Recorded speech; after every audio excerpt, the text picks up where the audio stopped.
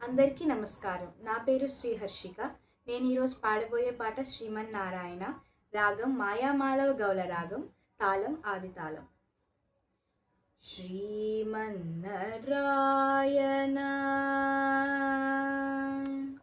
Srimannarayana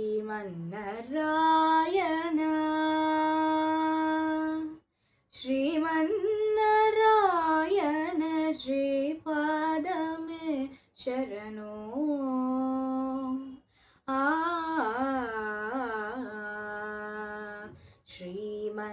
Sriman Narayana Sriman Narayana Sriman Narayana श्रीपादमे शरणो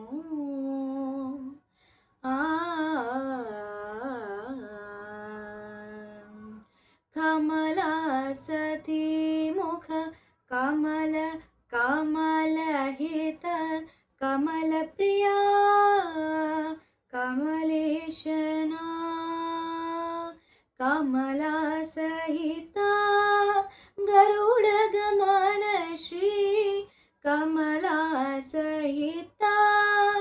गरुडगमन Shri कमलनाभनि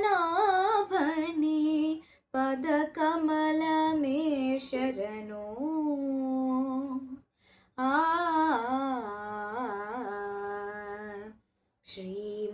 Sriman Narayana Sriman Narayana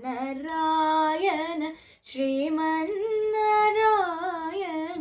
श्रीपादमे शरणो